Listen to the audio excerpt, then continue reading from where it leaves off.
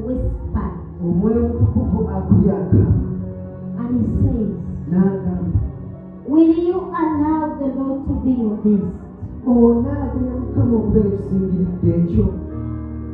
And as he was speaking to me, I saw many chasing a lot of things. Chasing a lot of things. And the Spirit told me, will you pursue me? Will you pursue me? No, yagaranzo, bono goberanze. Will you pursue the Lord? I want also to extend this voice to you. Among the things that you pursue, will you choose the Lord? To pursue Him, to love Him, to cherish Him, to honor Him, to obey Him. Will you choose the Lord your God? Will you choose?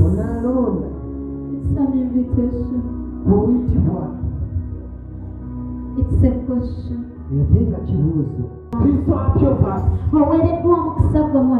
How blessed are you, daughter of Zion, that the Lord is at home. The New Jerusalem was supposed to be without wall. Because God was choosing a very large church all over the whole world to be His church.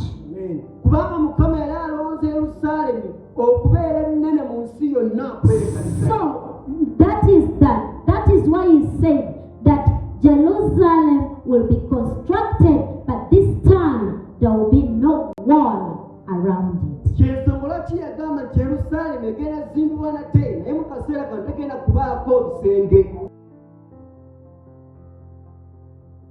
Zechariah talks about restoration.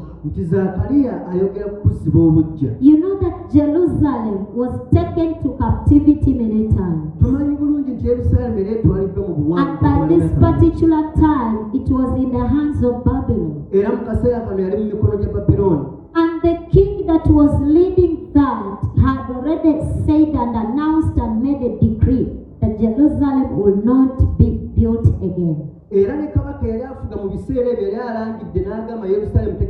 Was opposing the decree of Silas that Jerusalem should not be built.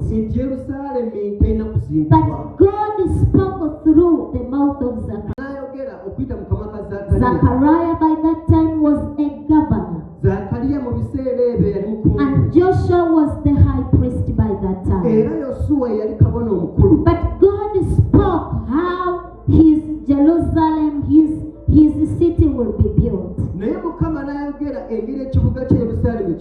he started to carry out the work of restoration. From Zechariah chapter 1.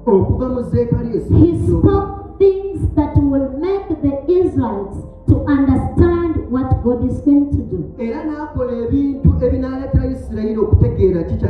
why many times he was sending angels to Zechariah. Reason being that Zechariah was a governor. That the very word of God should be spoken from the governor, from the mouth of the governor. And God was going to do it. He said, I'll do a quick work. But by that time, because of the condition that it was too hard, the Israelites, it's like they were not understanding. Regrettably, they were not concerned. They were not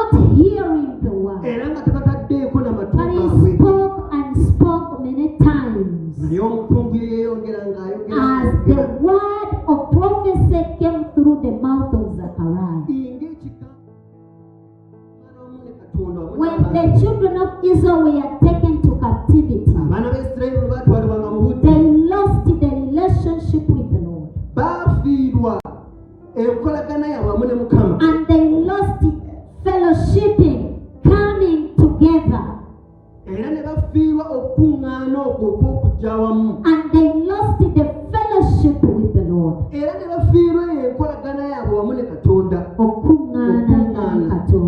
Blessed be the name of the Lord. Amen.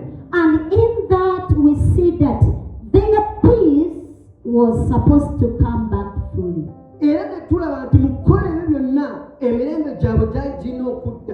Because all what I've spoken was supposed to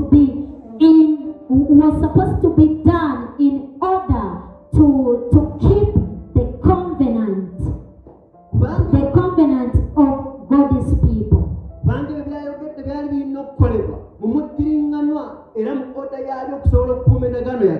So God was going to restore quickly their peace. And that the new Jerusalem could be constructed. The new Jerusalem was supposed to be without wall.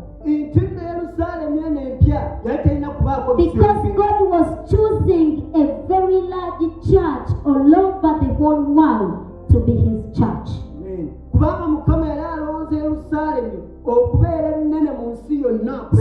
So that is why he said that Jerusalem will be constructed, but this time there will be no wall around it.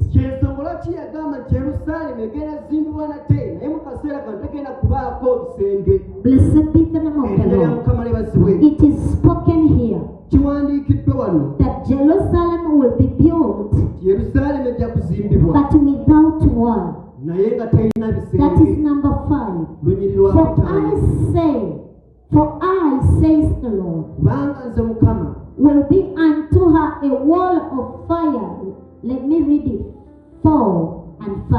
And said unto him, Run.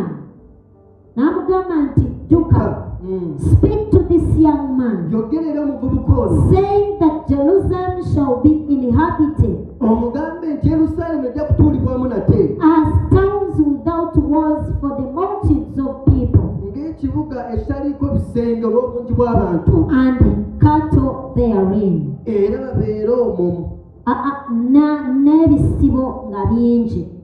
For I say the Lord says,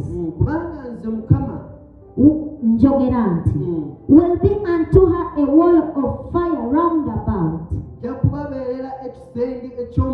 and will be the glory in the midst of her. So God told Zechariah to prophesy.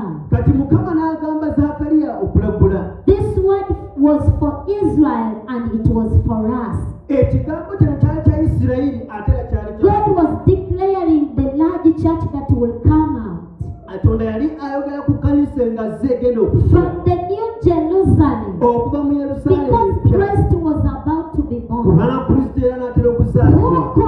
Who could get a very big church for himself?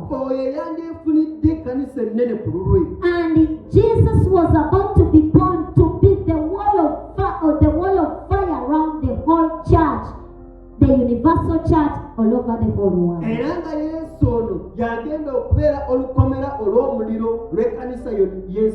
So the word was true, according to what we see today. We all came from this prophecy, and we are living in this prophecy. And even at the end time, the last church, which is this church to the end, shall live in this prophecy.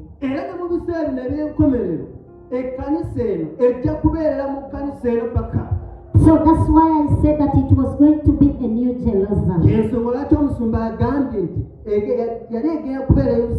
having fellowship with God. Jerusalem empia eyali egenda okuba no n'enkwatagana oba n'omukwano ne Katonda. Blessed be the name of the Lord. Hallelujah. So it was New Jerusalem. And this Jerusalem was going to be new because it could not be lying in ruins again.